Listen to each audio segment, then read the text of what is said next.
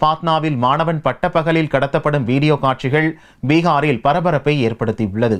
பீகாரில் கடந்த ஆண்டு இறுதியில் நடந்த சட்டசபை தேர்தலில் ஐக்கிய ஜனதா தளம், ராஷ்டிரிய ஜனதா தளம் கூட்டணி வெற்றி பெற்று ஆட்சி அமைத்ததில் இருந்து சட்டம் ஒழுங்கு சீர்குலைந்து காணப்படுவதாக பிரதான எதிர்க்கட்சியான பாரதிய ஜனதா குறை கூறி வருகிறது. இதை உறுதிப்படுத்தும் விதமாக ஐக்கிய ஜனதா தளத்தைச் சேர்ந்த MLC மனோரமா தேவியின் மகன் தன் காரை முந்தி சென்ற இன்னொரு காரை ஓட்டிய இளைஞரை சுட்டுக் கொன்றான். இச்சம்பவம் நாடு முழுக்க பரபரப்பை ஏற்படுத்தியிருந்த நிலையில் பீகாரில் காட்டாட்சி நடப்பதை தோலுரித்து காட்டும் வகையில் தலைநகர் பாட்னாவில் மாணவன் பட்டப்பகலில் கடத்தப்பட்ட சம்பவம் நடந்துள்ளது. மோட்டார் சைக்கிளில் நண்பர்களுடன் செல்லும் அந்த மாணவனை காரில் வந்து மறித்த ஆசாமிகள் அடித்து இழுத்து கடத்தி செல்லும் காட்சிகள் CCTV கேமராவில் பதிவாகியுள்ளது. அந்த காட்சிகள் மீடியாக்களில் வெளியானதை அடுத்து கடத்தல் ஆசாமிகளை போலீசார் தீவிரமாக தேடி வருகின்றனர்.